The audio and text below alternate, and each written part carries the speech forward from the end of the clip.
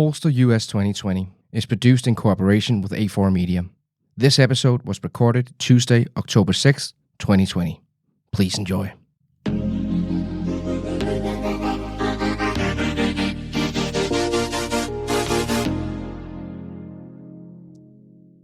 American politics is just loony, especially for a European like me. But it's fascinating too. Every presidential election draws millions of people living outside the US to the TV screens. There is always a potential game changer hiding around the corner, or some surprise appearing out of nowhere. On September 29th, Trump and Biden appeared in their first debate together, which turned out to be, well, a crazy 90 minutes dispute. A couple of days later, Trump tested positive for coronavirus. Both incidents could influence the election, and more episodes like this will surely occur during the next month. Then there are all the underlying issues, such as how people behind the so-called blue wall will vote this time, or how the issue about the Supreme Court could affect the outcome of the election, because it can. This podcast is about the Battle of America. My name is Sune Steffen Hansen. I'm a partner at Arkedis Public Affairs Company and a former political advisor of the Social Democratic Party in Denmark. Joining me for an in-depth analysis about the US election are Republican strategist from South Carolina, Chip Felkel, and Democratic strategist from Washington D.C, Jim Arkedis. And of course, our great producer, Thomas Nørskov. Thomas, let's get the show started. Hi, friends. Are you there? Hello. Hello. Good afternoon. Good morning. How's it going? Very well, very well. Before we start talking about politics in the U.S., I think you should just briefly introduce yourself so the audience know that you're not just some two random Americans that I called. So, Chip, tell me a little bit about yourself. Sure. First of all, thanks for the opportunity to be with you. I'm a 30-year veteran of Republican politics in South Carolina. I guess probably more of and around the country, national politics, a couple of presidential elections, countless Republican campaigns. Do a lot of issue advocacy now around the country, as well as working with a software platform called the Rap Index. I guess politically speaking, I'm a little bit of a Republican in exile because I'm a guy who believes that perhaps the direction that Trump has taken the GOP is one that doesn't really bode well for winning national elections. And so I'm very interested in what he does, but also what this means for the direction of a party that I've worked in for many, many years. And we're going to get back to that because, he did manage to win the election last time. So, but let's get back to that later. Jim, tell me a little bit about yourself. Hello. I'm Jim Arkedis. I live in Washington, D.C. I'm a strategist and co-founder of a transatlantic political consulting firm called Electica. We deal in strategic advice, strategic communications, and digital campaigning primarily. Okay, guys, there are two things that we need to go through. The first part being where we are in the American election right now, what is up, what is down, and the second part, I just want to talk to you about it, would be the battleground states, right? But let's start with the first part because a lot of things happen lately. Where are we in the American election right now, Jim? Let's start with you. Where aren't we in the American election right now?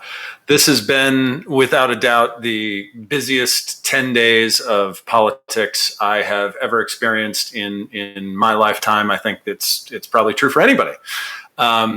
Starting about 10 days ago, or maybe even closer to 2 weeks ago, when Ruth Bader Ginsburg, longstanding progressive member of the Supreme Court, passed away after a long battle with cancer.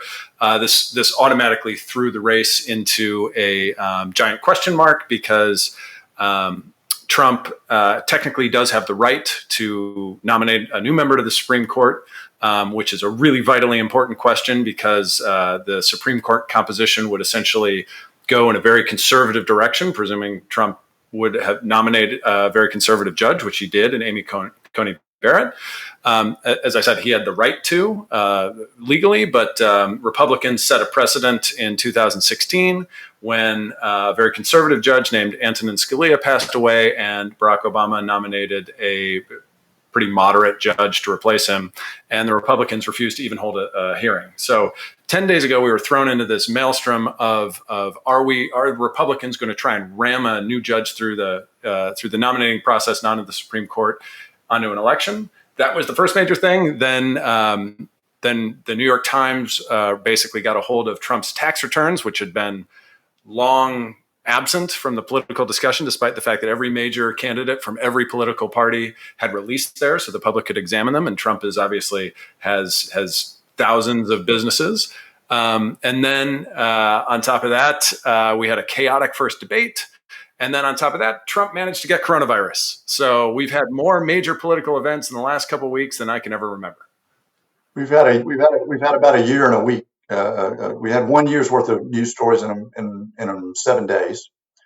And to Jim's point, I think it's interesting. Public opinion polls show that most of the people outside of the Beltway and the hardcore Trumpists don't necessarily think they ought to ram this through, but the Republicans in the Senate are determined to do so. I want to get back to that a little later on with the Supreme Court, because I find that very interesting, and I have a few points myself to make about that. But before we go any further, I just want to talk to you about the corona situation in the U.S., and I want you to tell me how is the situation, because in Europe, obviously there's a different situation in each country, but I have a feeling that in your situation, it's very serious. So on a low practical matter basis, do you go to the streets? Can you go to work? Can you just bring us into your world just before we go to the whole corona and how it affects Trump? I think it depends in part where you reside. I think that has a lot to do with how people are dealing with with COVID-19. A lot of metropolitan areas seem to be perhaps better, if you will, at adhering to medical recommendations. I live in the northwestern portion of what's perceived as a conservative state, South Carolina. The metropolitan area of Greenville, if you get outside, people aren't wearing masks. If you go downtown, most people are. It's split, and unfortunately, how you deal with coronavirus. Split based on a political opinion, or? It has become an absolute political ride based on people's politics in terms of if they wear a mask or if they don't wear a mask. Yeah. DC is fine. I mean, where we are with coronavirus is that basically Donald Trump decided that he never wanted this to be something that he was going to deal with. And from the very beginning, like we've seen reporters, Bob Woodward came out in his book a few weeks ago and said that Donald Trump had, downplayed coronavirus from the beginning, didn't want to get people into a panic. So he just stopped managing the problem, pushed it off first onto his vice president, Mike Pence, and then subsequently tried to push the management of the problem onto the governors of each state. And as Chip said, that basically has led to various leaders taking the situation more serious than others. That can be largely partisan, but there are some really good examples of like Republicans in Ohio. Mike DeWine is a Republican governor of Ohio.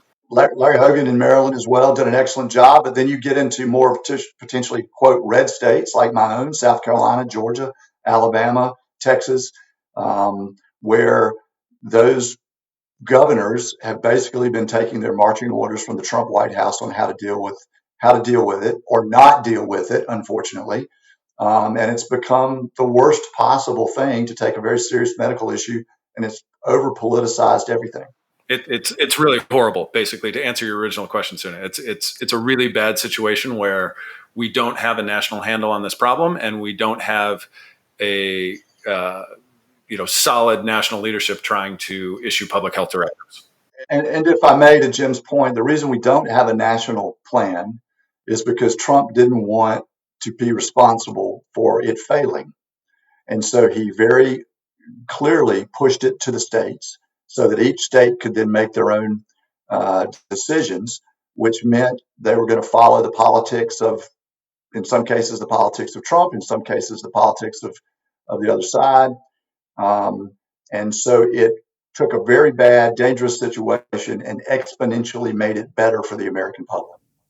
But guys, just so you know, in Europe, we've had the debate too, how strong should the medicine be to the cure, in a sense? Like, do we want to shut down economically completely, or do we want to accept that there's a coronavirus and still keep our societies going? I guess in a more extreme matter, this is how this debate you had in the U.S. too, as far as I understand, right? It's not the same though, right? Because you're debating basically degrees of a solution, right? And the public throughout Europe, and especially in Northern Europe, where you are in Denmark, or throughout the Nordic countries, has faith in their governments and science to tell them to do things, and then the public will obey those things. And it's really a governmental decision, and people then follow whatever the government leads on. In the United States, it has been so politicized that nobody trusts Trump to say the right thing. There is a good degree of trust in Dr. Anthony Fauci, who's been the most public medical expert to speak on this. Yes. Right? But we're debating black and white, night and day, whether this is a problem or it's not a problem. You're having a debate on how to everybody acknowledges that it's a problem, and now how do we address that problem? We're having a debate on whether or not it's a problem. It is a problem. You have so many people who refuse to accept the seriousness of it, because to do so would be siding with the other side. The people that just want to hurt Trump in terms of coronavirus versus the people who want to shut down the economy, and that's not considered, I guess maybe the ugly American has been revealed in this entire thing. Our dedication to capitalistic society has really been tested here in terms of what makes good sense versus what makes common sense. It is fascinating how you can make an epidemic into a political issue like this for a European. That's surely true. Chip, I just want to ask you a question, because this all started as a democratic phenomenon, sort of saying, like all the blue states had the corona in the beginning. And as far as I can see, the coronavirus is taking on the red states. Like 70% of new cases, I just read somewhere, are in Republican states.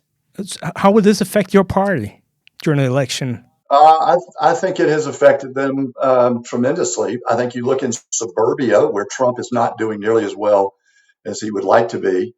Those areas are probably more college-educated voters who maybe didn't like Hillary Clinton and were willing to give Trump a chance, but he's doing very poorly in there, in part because of the handling.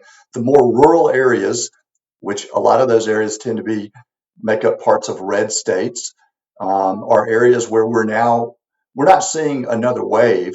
We've never gotten past the first surge. And a lot of those areas don't have great medical care. You have low income, middle income, low income residents, citizens in those areas that are being affected exponentially in the African American community in some of those rural states as well. So, like nothing ever before, a medical challenge has further divided an already divided country. How are Republican voters reacting to this? Basically, will it cost a senator or two, or a governor, an election, or? Well, hold on.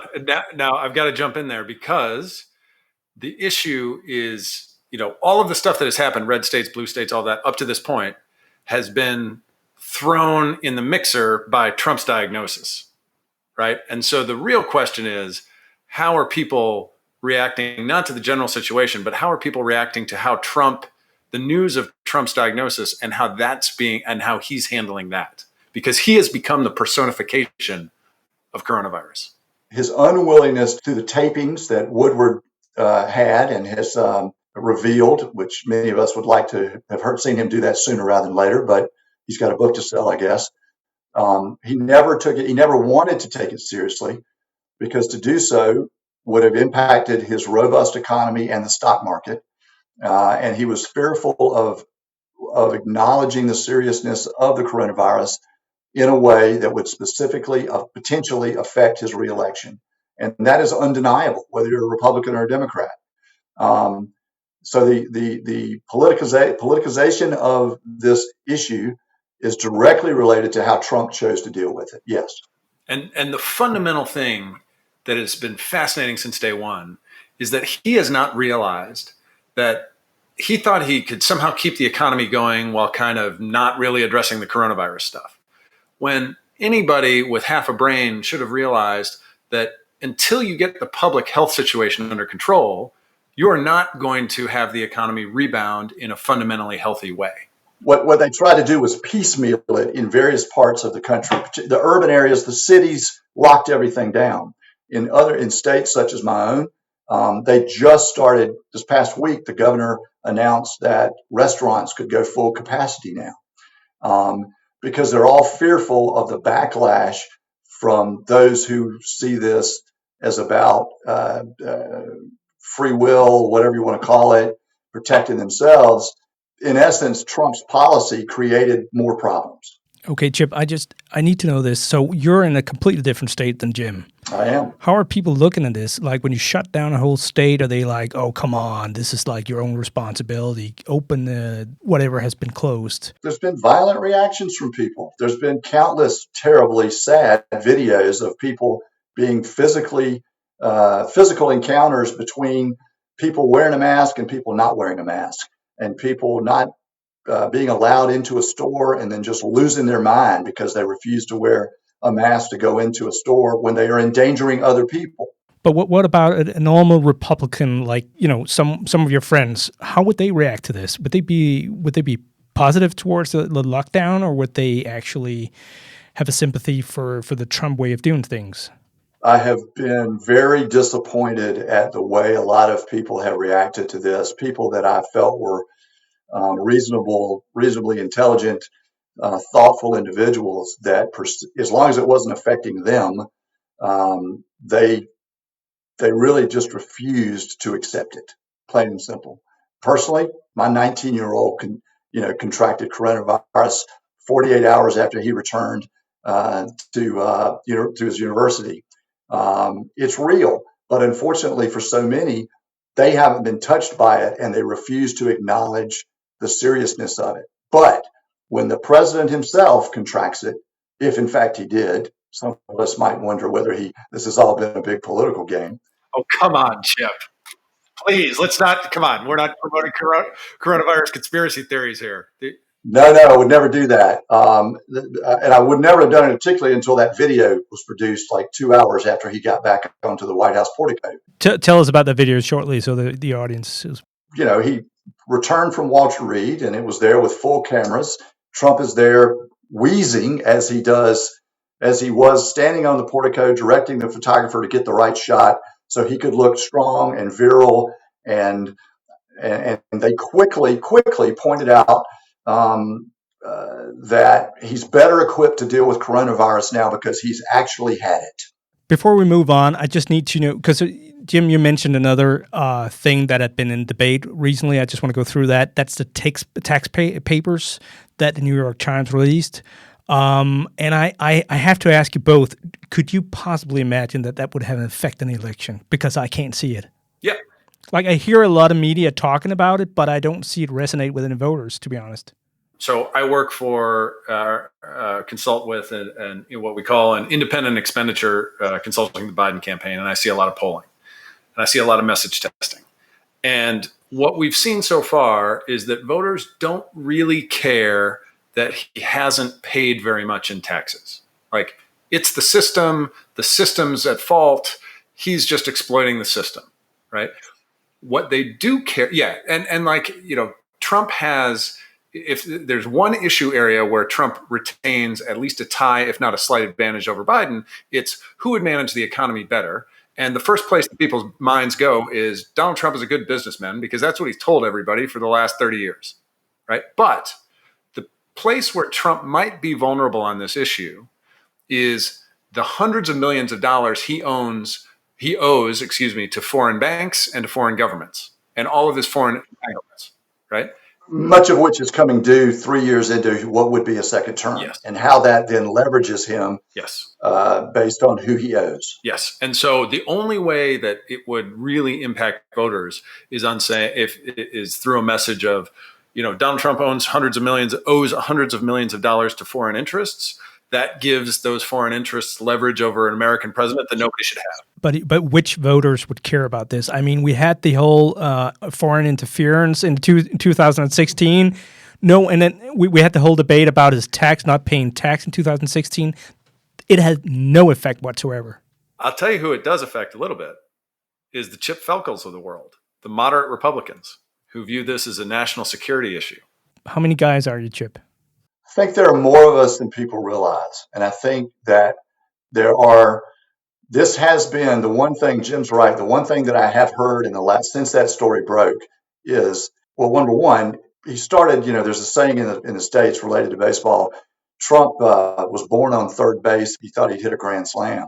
He was given immense wealth to begin with, and yet the tax records reveal that he's really not a good businessman.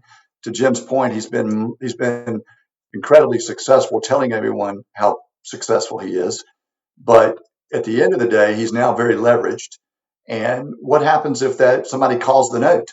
What happens if it's with someone in the Middle East? What happens if it's a Russian oligarch? And or China? There are Republicans. Again, guys, I just don't see it having that much of an effect because it's the 2016 election. 2016 was very different. And that is, Hillary Clinton was the most hated political figure in American history, probably up till Donald Trump. That she was the most polarizing person he could have possibly run against. And he was given a pass in that regard. Yep. Chip, I need you to give me a number here. How many moderate Republicans or independent Republicans would there be that actually would consider changing to Biden in this election? To put it in a different way, how many people could this have an effect on the whole tax discussion? This may be wishful thinking, but I think it could be as much as 10%. You think so? Because we always see the 91 approval rating, and I think that's probably high. But even if we're talking 2-3%, which maybe is more realistic. Yeah, I mean, I said wishful thinking, hoping there's some semblance of a party left when this is all over. However, let's say 5%. Okay, Chip, for the next program, we need to know that number specifically. Can you find it, you think? I'll make sure you have it. Sure. Perfect. Okay, guys, we need to wrap this off and move on to the battleground states of the United States of America.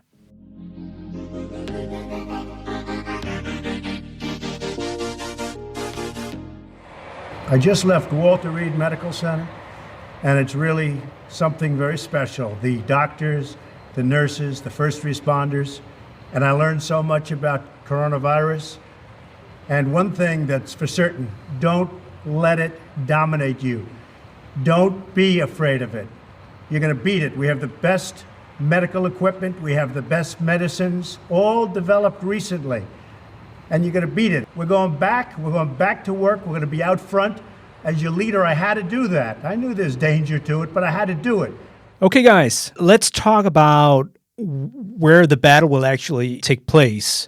And I'm going to ask you, Jim, can you tell me the three most important states, this election will actually be very dependent on what happens there? So I would have given you a different answer probably a month ago, because a month ago I would have been nervous about Pennsylvania, maybe Michigan, Wisconsin. I would have been nervous about those. I maybe even would have been nervous about Minnesota. Now I would tell you I'm not nervous about the 4 blue wall states, but I'm nervous about North Carolina, Florida, and Arizona. Why is that? Because in all those, the first 3 states that I mentioned were sort of around, Biden was leading by somewhere on the outside edge of the margin of error, 4 or 5%, maybe 6 in some of those, enough that Trump could bring it back. Now, all of those states have moved, we've seen a shift in the last couple of weeks where those states are much healthier from a Democratic perspective, where Pennsylvania, there's a poll out today that said Biden was up by 10 or something. Michigan looks pretty safe by about 9. Wisconsin is sort of in that same range. North Carolina, Florida are tight.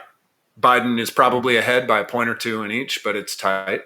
Arizona, he's probably got a little bit of a healthier lead, I would bet. I bet it's 3-4 points in Arizona, but those are the closer states. Tell me about the demographics in Arizona. Very white, traditionally conservative state. John McCain was the senator there for decades. Very, very traditional conservative. Obviously, was the presidential nominee for the Republicans in 2008. A lot of retirees from those states you just mentioned. Yeah, for sure. A lot of people go to Arizona for sun. Also has a really healthy Latino, Hispanic population of people coming from Mexico and Central America, which has changed demographics there. And traditionally, there is a subset of the Latino population that will vote conservative because it's very focused on, the family and traditional values and that sort of thing. But also, Democrats will win probably, 70 some odd percent of the Latino vote. And that's changed. And Joe Biden is looking pretty healthy in Arizona. And if he wins, I think it'd be the first time since 1996 that a Democrat has carried the state of Arizona.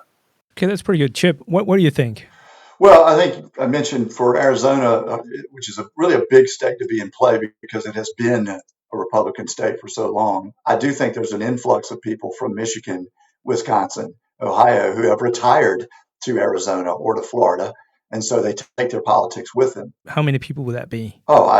Percentage-wise of that, what do you think? Florida or Arizona, probably 20% of their populations, both are probably retirees from other states. Yeah. But in Florida particularly, you have this mixture as well with the Latino vote, but you have a confluence there. You have Cubans who are anti-Castro and are scared to death of anything that resembles socialism, and Venezuelans as well for their history from their previous homelands. And so that has been something that the Trump campaign is pounding on, this move that the National Democratic Party is really a National Socialist Party. And so I think there is an undercutting there certainly within the Florida Hispanic vote that is going to be an interesting mix. I think it's interesting. Jim mentioned North Carolina, right? I'm about 30 miles from that border. That's 50 kilometers for you Europeans scoring at home. Thank you very much. And North Carolina was trending, I think, towards Biden, and they had a Democratic senatorial candidate who was doing quite well. And beating Tillis by 15 points at least, Cal Cunningham. But in the midst of everything we've been dealing with politically here that we've already discussed on this today, is that individual has been revealed as being engaged in a sexting romance with an advisor. Now, hold on. Now, wait a minute. Just hear me out. That undercuts the momentum that they had in that state with some people. I do still think Cunningham beats Tillis, but how that then affects the presidential race, I think, will be interesting. Here's what I've seen. Okay, so Cunningham is the Democrat. He's a Democrat senatorial candidate. He's the one Chip just mentioned was in this sexting affair. And it's the most innocent sexting affair you've ever seen. Like he's. Can you just give us a few words more than that? No, we don't want. This is a family. I thought this was a family show. We don't want to go there. It's very late in Europe. Every family has gone to bed now. It's like he was texting some woman in California, and he was like, "I can't wait to kiss you." And this woman was not his wife. Yeah, let's be clear. This is a guy married with a couple of kids. Oh, he's married. Oh, I see the problem now. Yeah, absolutely. That is a bad thing. But so the Snap poll I saw in reaction to that said that Cunningham is up 6. So the Democrat, the sexter, is still up 6 points on the incumbent Republican, who also has recently come down with COVID. And he's up 6, and Biden is up 4 in North Carolina. So the guy who was just caught in a sexting affair is outperforming Joe Biden by 2 points, which could lead you to believe that maybe Joe Biden should start sexting. Okay, guys, that's very interesting. I think Florida might take on this. Florida obviously is going to be very good. It's hard to see that Trump can win the election without Florida. Yeah, that is impossible. And Latinos are quite different in Florida than from all over the U.S. or the other parts of the U.S. in the sense that, as you mentioned, I think it's 1.5 million Cubans that live there, and they are very conservative, which is not normal for the Hispanics in the U.S. They very often lean towards the Democratic Party, right? So this is just a background for our European listeners. Correct, and it's those anti-Castro Cubans and Venezuelans who have come in, and that does play into that demographic. And we have to talk more about Florida in a later program because I think it's very important for us to do that. But I just want to go back to something that you both mentioned. Jim started talking about it, and then you also referred to it, Chip. But so the blue wall refers to 18 U.S. states in the District of Columbia.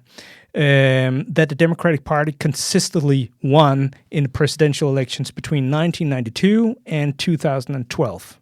So it's been a fundamental thing that Democratic strategists have always been like, we don't have to go there. This is certain for us. We're going to win it.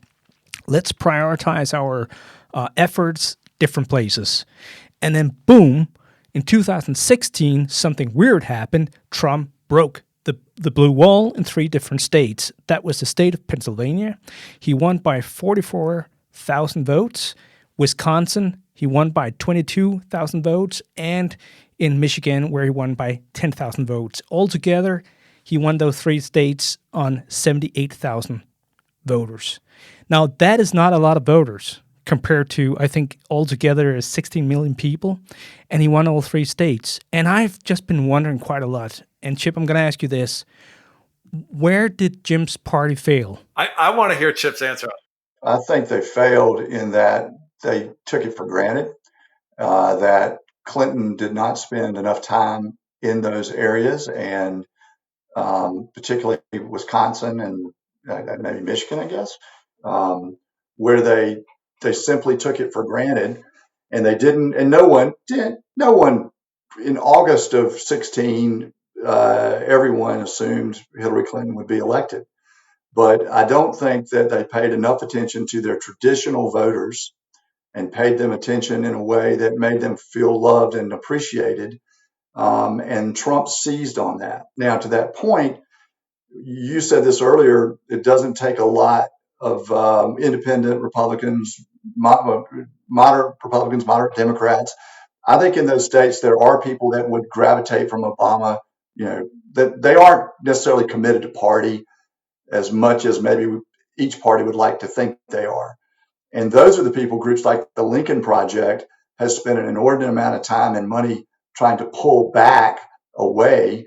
Can you just elaborate on the Lincoln Project? The Lincoln Project is a collection of longtime Republican operatives and consultants, a couple who worked for McCain and several others who have raised an inordinate amount of money, have been hitting some very tough, hard-hitting ads, specifically in battleground states, and particularly going after Republican senators who they view as being sycophants and carrying the water for Trump unnecessarily, overzealously. And they have had an impact in states like those, I believe, where they've convinced people or are convincing. And their goal is not to get 10%. They think if they can move 2 to 3%, to your earlier point, then they can assist, and their efforts are to beat Trump. The Lincoln Project is a bunch of Republican consultants who aren't affiliated with Trump, who despise Trump, and are being very, very effective with an ad campaigns around the country with moving just those people you're talking about. Which states are they primarily targeting right now? Specific states? They have been in Colorado against Gardner. They've been in North Carolina against Tillis. They've been here in South Carolina against Graham. But if you go look at Wisconsin and Arizona particularly. Okay, great. So, Jim, why did your party fail in the blue wall? So I think everything Chip just said is basically right. I think that the Hillary folks took a lot of those states for granted. And, she didn't visit Wisconsin famously, which is very well known. They stopped polling in a lot of those states in the last couple of weeks, month before they're like about this time, 2016, they just stopped polling because they thought that everything was fine. I also think that there is a very unique reason that Donald Trump won all of those states. And it's something that Chip alluded to earlier, which is true. Hillary Clinton is basically the most polarizing and to some percentage of the country, the most disliked major party nominee up until this year with Donald Trump we'd ever had in the United States. So when you combine that with her not going there, her being disliked previously, the presence of a third party candidate, Jill Stein for the Green Party, that took away a non-negligible percentage of voters in a couple tens of thousands of votes. I forget what Jill Stein's total in Pennsylvania was, but it was something like 45,000 votes, right? Not saying that all of them would go to Hillary, but it did peel off a certain level of her support. And so there were a lot of, and Donald Trump being a complete novice with this crazy guy message that a lot of people gravitated to. And the dirty little secret in a lot of those states is, amongst union membership in the United States, typically 40% of rank and file union members tend to vote Republican. In 2016, it was closer to 50 because of Donald Trump's working man populist message. And so when you combine all those factors, her not going there, them not polling, her taking the voters for granted, the existence of a third party candidate, her not being liked, Trump's, neophyte populist message, that created just enough for him to sneak through. So Donald Trump is should be credited for running a race in 2016 where he got just enough of those voters. But this was not some amazing, wide-sweeping phenomenon. He got incredibly lucky in 2016, and we should never lose sight of that. So I might challenge you on that one. So this is very interesting because you're both with the tactical maneuvers during the election campaign, right? But if you look at the underlying structures, we just got to, so the fact is that the Republican Party under Donald Trump has become the working class party, basically. And this is not something crazy happening in the United States of America. This is something we see in Europe too and around the world, in the Western world, that what parties that are right from the center, sort of saying, in these years appeal to the working class people, not the left parties, which traditionally have had a lot of working class people. So Donald Trump, his message resonated with a lot of these workers that are afraid of globalization and other things. And I think so. We got to credit the man for what he's done in that sense. He got 60 million voters, right? Which is the most voters for a Republican president since Bush, I think. So it's not just that he was lucky. There were a tremendous amount of people that actually understood his message and felt with him. And Jim, you and I attended. Well, I did. I attended his rallies, and the energy you see at these rallies. You gotta understand that those people are actually people getting back home to their neighbors, talking about this man. They bring the message on because they feel it very strongly. We've experienced this ourselves. What you just described, what happened in Europe before it happened in the United States, which was a move for those working class people. But the message is not a Republican message. The message is really more of a nationalist, populist message that they've been left out, that jobs were sent overseas through NAFTA, through trade agreements that those unions are fighting for as well, for those jobs. And that's what made that appeal. Whereas Clinton was perceived as being more of the same, Trump was telling them he was going to fight for them, and that we shouldn't be getting into wars that we had no business getting into. And because let's face it, the people in the United States military are coming from those working class families, and those kids are going to Iraq and Afghanistan. And that was an appeal, as well as those people had been left out, and he heard, and he convinced them that he was listening and heard them. And whether he truly did or not, we'll see. Which just proves the fact that Hillary Clinton wasn't the most disliked candidate after all. But this is not but also, Sune, remember, the guy lost the popular vote by 3 million votes. 63 million people voted for her, Jim. That's how well she did, despite the fact that she was relatively disliked. Yeah, and that speaks to how disliked Trump was, too, how noxious Trump was. But he was, like I say all the time, political candidates, the number one defining factor about what makes a really great political candidate is sensing the moment and being in the right place at the right time with the right message. And that's what Donald Trump was for just enough people in just the right moment. Due to the existence of the Electoral College, which, is something unique to the United States. So. And I want to give you this. This is a lot of luck. Before the 2016 election, Scalia, the Supreme Court justice, died, and you had to appoint a new court justice. And actually, I just ran the numbers, and I found it from Washington Post, just so you know. And in Pennsylvania, Wisconsin, Michigan, the three blue walls that he actually broke through, 1.7 million voters actually indicated that they were voting for Donald Trump because you had to appoint a nominee for the Supreme Court. So this was their most important agenda for voting Donald Trump. And obviously, some of these voters might not turn up on voting day if it hadn't been for Justice Scalia dying a few weeks earlier. So in that sense, there's always something happening around an election, which is something you can't predict, but he was very good at catching the moment there. Yes, but that phenomenon in 2016 is about to be flipped on its head because Democrats traditionally do not see Supreme Court justices as a true motivating factor. The polling that we've seen in the last couple of weeks, since Republicans have said basically that they're going to ram through the nomination of a very conservative Amy Coney Barrett to the Supreme Court, with a few weeks before the election, has fired up Democrats and gotten them to realize the importance of these nominees. You're right in that traditionally Republicans have voted on Supreme Court nominations, they voted on the potential for the impact on the court. And I do think you're seeing that change in this cycle. Do you think so, Jim? You're seeing it in anecdotal ways where you see Senate candidates who vote on the nominees for the Supreme Court. Democratic Senate candidates are just raising gobs and gobs and gobs of money, right? Because of this issue. In the polling, you see Democrats indicating that their vote is going to be in part dependent on when the seat gets filled. We see around 60% of the public generally that says we're in the middle of an election. People are already voting. We should wait till after the election to fill this seat.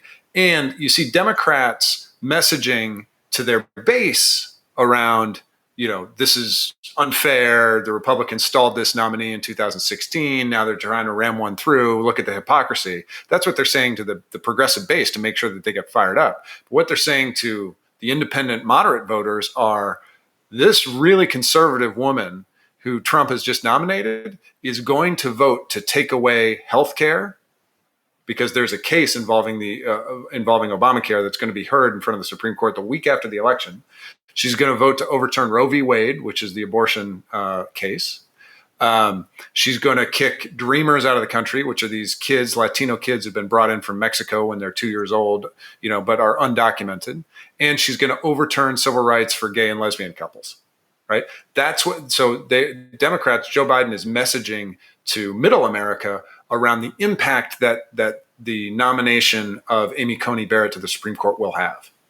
While that is a great motivator for the Democratic voters, the fact of the matter is she will be nominated. She has been nominated. She will be confirmed. You think so?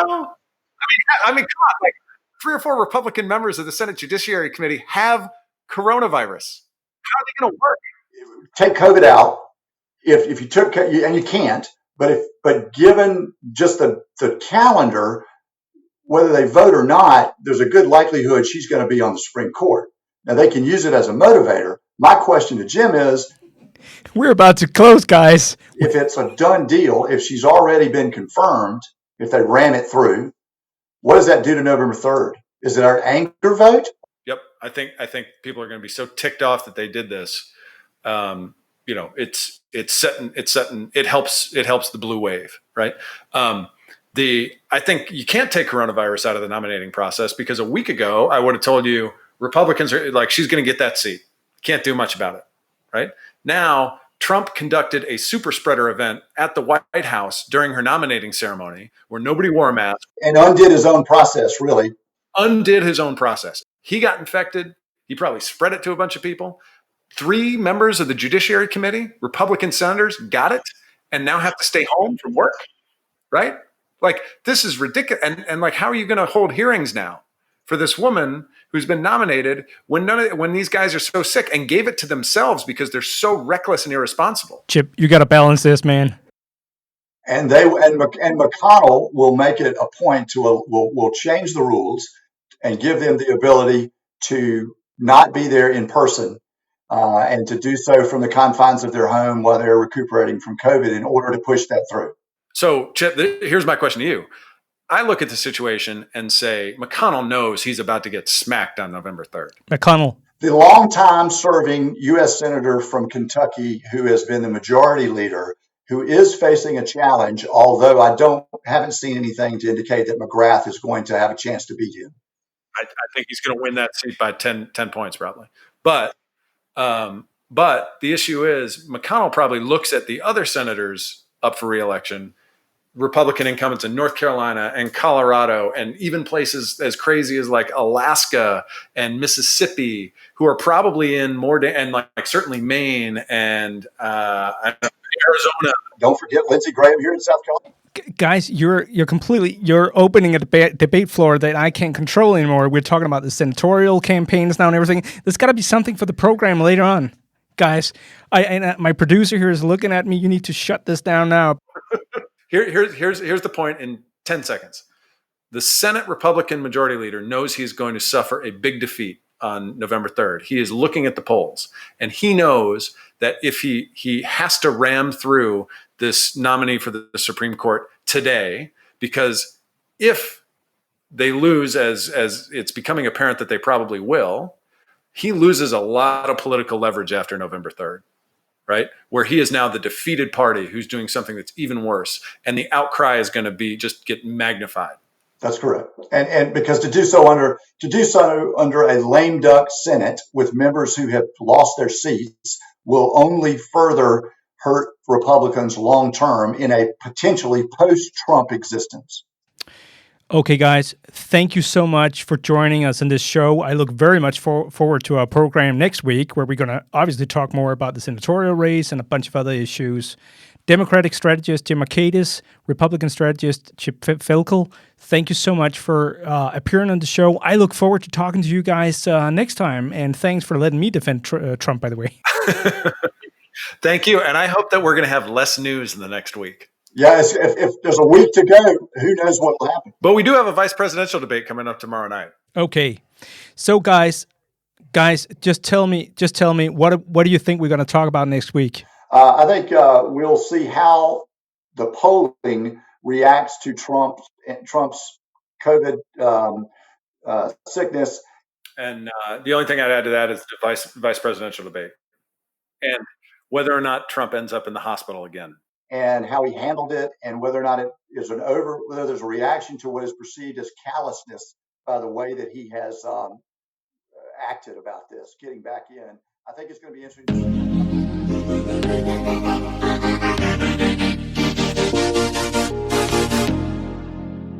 Pollster US 2020 is made in cooperation with A4 Media.